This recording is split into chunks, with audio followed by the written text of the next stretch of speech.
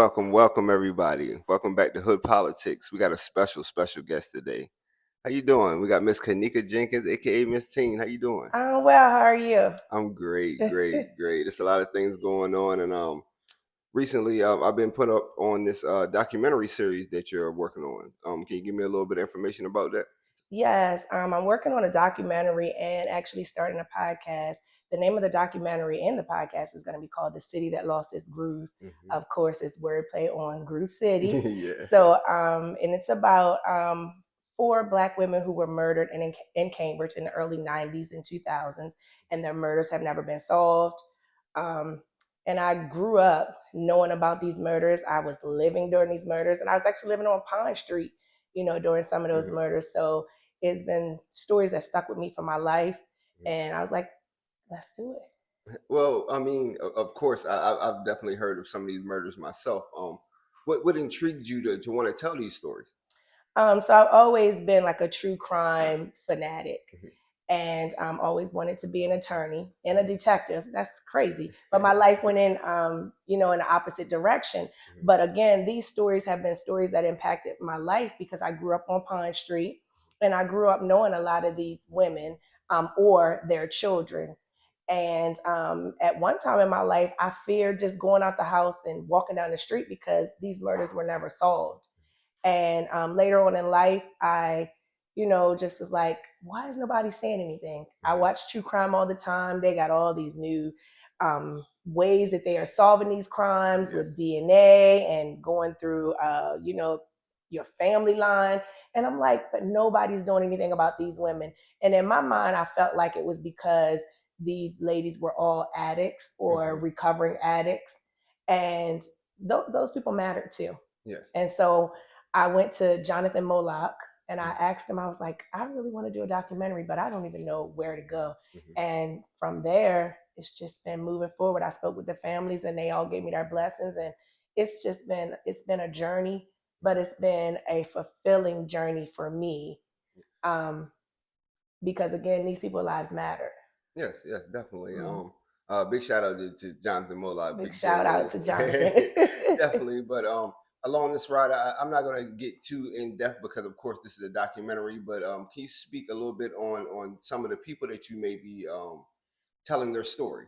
Okay, so the four women were Siobhan Dahlberry, there was Joyce Carr, Margot White, and Bonnie Sharp. And with the blessings of their families, their loved ones, we have been on a journey of speaking with officers, trying to get the cases opened. Um, some intricate parts of this documentary are the loved ones. Mhm. There has been Keisha, who is the daughter of Joyce Carr. Mhm. Um, there has been Miss Berry and Gwen Sharp, who are the sisters of Bonnie Sharp, and their daughters have been a very big role in this documentary. The family of Siobhan Dahlberry, there was Aloma Cornish, Gary Gordy, her Mhm. aunt Sharon.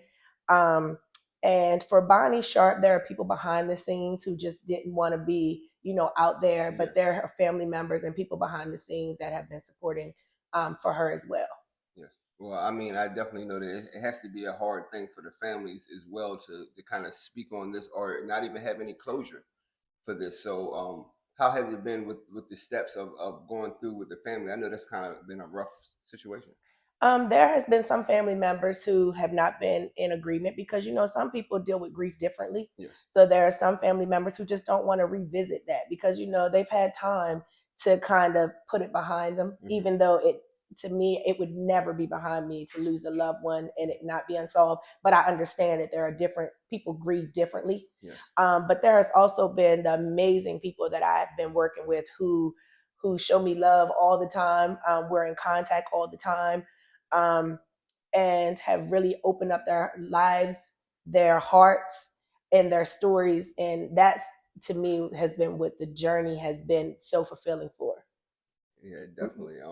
Like I said, I understand that this is a hard subject to talk about, especially when it comes to murder. This town of Cambridge, we've seen a lot of untimely deaths.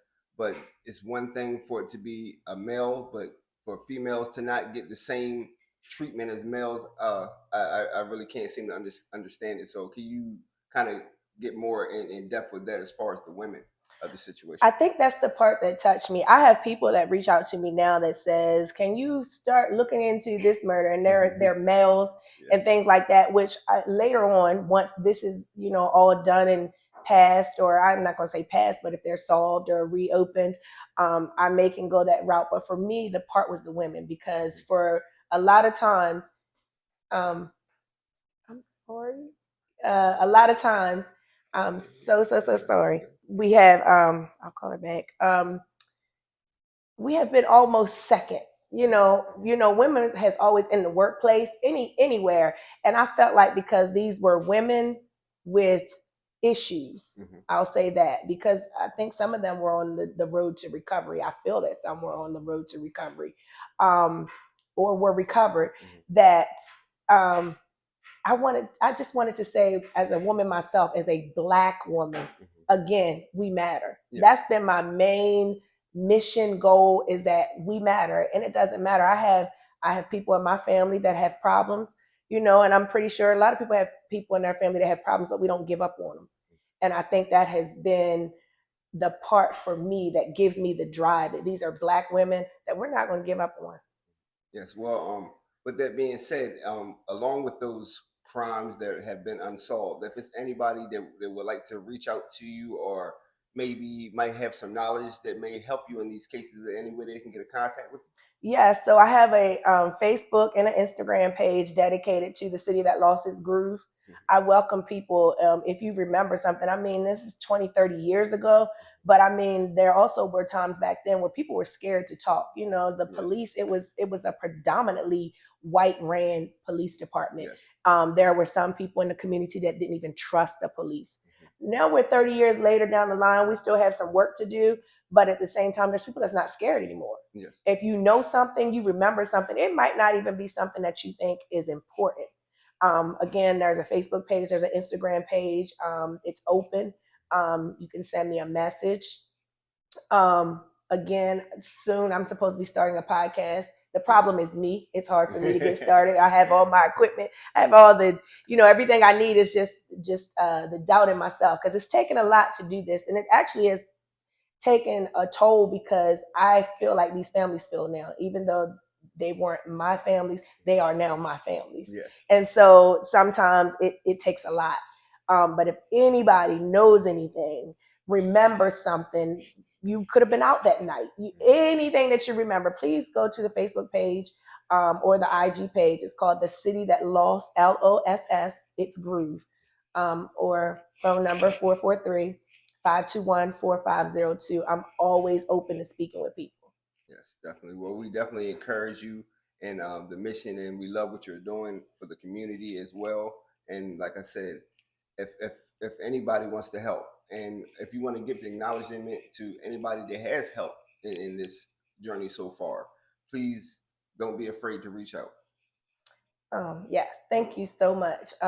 There have been people that I have been speaking with. I mean, you're going down a rabbit hole, of information of people. But I can speak to one person and they can say, "Oh, did you speak with such and such? That was their friend," Hmm. and then I'm like, "Oh, I hadn't even heard of her in this story," and then I get more information from them. I will say that.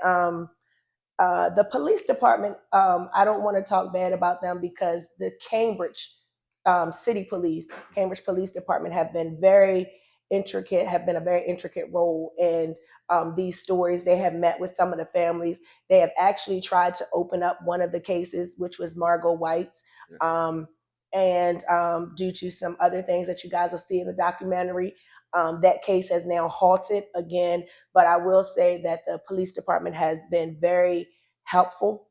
Um, but there are other departments um, uh, that just won't, they are not open to even speaking with us. Yes. And hopefully, this podcast will bring some traction again, as I've been trying to bring traction, period, to say we're not going to stop until they give us some answers. Well, hopefully, maybe this right here can help bring some people with even bigger voices together to try to break this down and make this happen. Yes. But we all appreciate you. Like I said, once again, be on the lookout for the documentary. Tell everybody your how they can get a hold of you one more time. And You can get a hold of me through Instagram or Facebook, The City That Lost, LOSS, It's Groove, or 443-521-4502. once again, you've been in tune with Hood Politics.